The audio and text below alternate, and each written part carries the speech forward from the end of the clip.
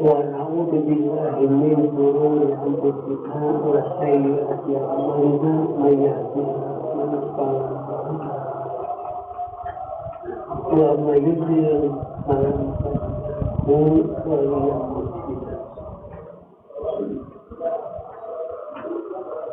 أشهد أن لا إله إلا الله وحده لا شريك له وأشهد أن محمدا عبده ورسوله الذي لا نبي بعده اللهم صل على محمد وعلى آل محمد فقال رسول الله صلى الله عليه وسلم خيركم من تعلم القرآن Para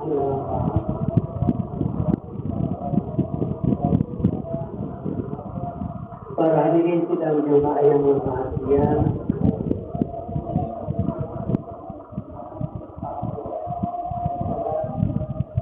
penghujung tahun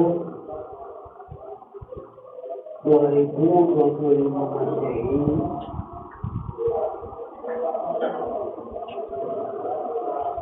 kita mencoba mengevaluasi diri.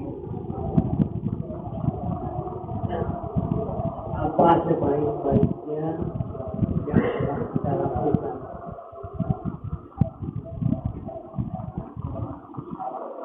Suatu saat di depan para sahabat Rasulullah Sallallahu Alaihi Wasallam, beliau berkata,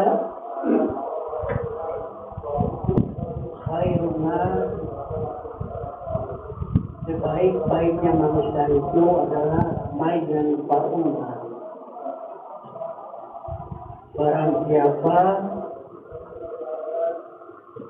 yang paling banyak memberikan manfaat bagi manusia lain, hidupnya luas, khairunat, sebaik-baiknya manusia adalah maidan fa'umah.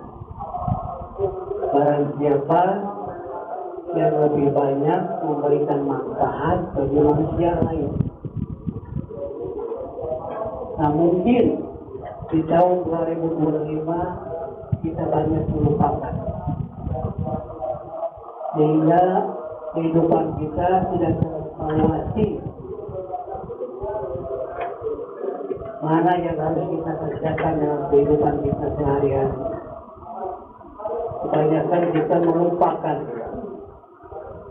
keadaan saudara, keadaan tetangga, keadaan orang-orang yang membutuhkan bantuan kita. Padahal potensi untuk melakukan, memberikan bantuan kepada orang lain itu ada. Mungkin tenaga, mungkin pikiran, mungkin nasihat, mungkin materi, banyak yang harus kita berikan kepada orang lain. Mungkin selama ini kita acuh, apalagi kalau ada orang yang sakit, kita juga mempertimbangkan sakitnya berat atau tidak. Kalau ringan biasa saja, maka kita ada dorongan untuk menengok orang yang sakit tadi. Padahal itu bagian dari hak muslim ala muslim itu. Kita evaluasi hak muslim kepada muslim itu diantaranya mengenai orang sakit. Jadi banyak manfaat yang harus kita gunakan sepanjang kita ada kesempatan itu. Paksakan. Dan itu menjadi dasar untuk mengevaluasi diri sampai sejauh mana kita bermanfaat bagi orang lain. Satu. Yang kedua, Rasulullah Shallallahu Alaihi Wasallam beliau pun berucap di hadapan para sahabat, khairukum, sebaik-baiknya kamu sekalian, man ta'allama al-Quran, barang siapa yang mempelajari Al-Quran wa 'allama, dan mengajarkannya kepada orang lain. Nah ini pun kita sudah lupa, sehingga banyak masjid yang sepi, tidak diajarkan Al-Quran. Padahal agama satu-satunya yang masih memiliki kitab suci adalah Islam.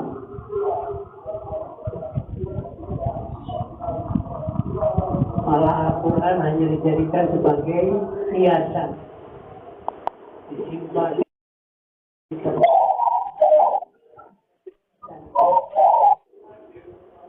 di lemari di tempat yang baik, tapi tidak pernah dibaca.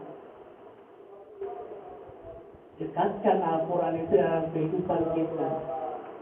Di mana kita sibuk di kantor, Al-Quran ada. Kalau di rumah ada tempat yang biasa kita untuk duduk santai, kita simpan Al-Quran lebih dekat. Dan segala permasalahan hidup kita tanya kepada Al-Quran. Kalau kita mengerti, kalau kita paham, maka Al-Quran akan menjawab. Jangan sampai kita memiliki kitab suci, kitab yang kita agung-agungkan, tapi tidak sentuh. Jangankan paham, ngerti pun tidak. Baca Al-Quran itu tiap hari, tidak usah banyak.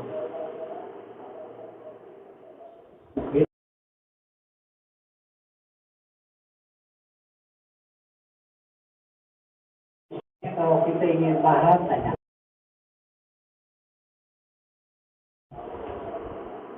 Jadi ada satu kegiatan kita memahami Al-Quran itu harusnya bagaimana. Karena Rasulullah mengatakan di depan sahabat, khairukum, sebaik-baiknya kamu man ta'allama al-Quran, barang siapa yang mempelajari Al-Quran, wa 'allamahu, dan mengajarkannya kembali. Kita hanya bisa mengajarkan bacaan, tapi animo dari jamaah yang tidak bisa baca Quran nggak ada. Yang bisa baca Al-Quran dan ngajak, yang tidak bisa baca Quran tidak merasa terajak. Itulah dua yang harus kita evaluasi. Perbanyak amalan yang bisa memberikan manfaat bagi orang lain. Yang kedua, jadikan Al-Quran itu dekat dengan kita. Waktu luang baca Quran, ada waktu luang baca Quran. Kalau baca Al-Quran sebulan sekali, dekatnya seminggu sekali, ya kita banyak yang tidak paham tentang agama. Kalau ditanya masalah bab pernikahan nggak ngerti, ditanya tentang hukum tauhid nggak ngerti, banyak nggak ngertinya, padahal kita tidak tebal. Tapi hikmah di dalam kehidupan kita banyak sekali. Tanpa Al-Quran, maka kita akan tersesat hidup ini.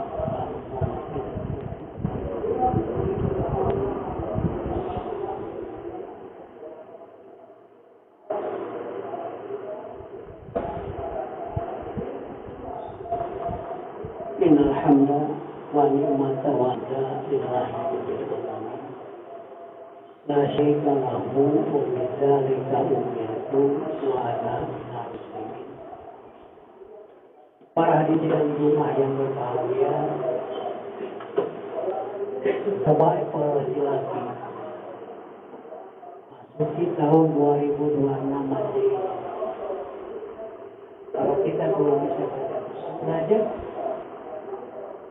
jangan malu kurang tua baru belajar. Jangan belajar semampunya kita. Minimal Al-Quran yang sering kita baca dalam sholat. Masa untuk mempelajari surat Al-Fatihah dan surat-surat yang pendek kita merasa berat. Pahami karena itu minimal 17 kali dibaca di dalam sholat, 17 rakaat dan 17 kali Al-Fatihah. Jangan ada kebiasaan berharap barokati Al-Fatihah dibaca jadi doa. Tapi nggak mengerti tentang isinya. Bahkan tidak sedikit surat yang pendek seperti Al-Ikhlas, tapi nggak paham isinya. Nah inilah yang bisa memacu umat Islam karena dia memahami kitab petunjuknya. Maka oleh karenanya kita usahakan sebab mungkin di masjid itu ada pengajar walaupun hanya sekedar mengajarkan baca. Apalagi kalau ada kita pendalam tentang agama. Banyak ustaz-ustaz yang dekat. Kalau berat dengan biaya, ustaz itu sudah siap. Dia ingin memberikan manfaat bagi orang lain. Sebanyak-banyaknya. Karena dia sadar. Di antara pendusta agama itu adalah wayamna'unal ma'un. Orang yang enggan memberikan sesuatu yang bermanfaat adalah yang terjadi. Kalau sudah mau dibayar untuk sebuah kajian, mainan akan berjalan. Buat membayarnya, pengajarnya libur. Tapi kalau biasakan kita udah maghrib dan bisa aja ada setengah jam. Pahami aja yang udah apa sih. Besoknya satu ayat dua ayat dari Al-Baqarah terus kita continue. Insya Allah ada manfaat. Kita tidak akan terlalu awam tentang hukum-hukum yang ada di dalam agama. Para hadirin dan jemaah yang berbahagia, mungkin itulah dua hal yang harus kita evaluasi menuju pergantian tahun 2026. Mudah-mudahan kita diberikan kekuatan untuk menjalankannya. Hanya bisa berdoa kepada Allah, ya Allah Rahim, ya Aziz ya Jabbar ya Salam, Allahumma sholli ala Muhammad wa ala Muhammad. Ya Allah, berikanlah kepada kami semua perlindungan, pertolongan, keselamatan dalam rangka kami mengisi sisa-sisa kehidupan ini. Ya Allah, berikanlah kepada kami semua ketenangan, ketentraman, kedamaian di dalam rangka kami beribadah, mengabdikan diri hanya kepada.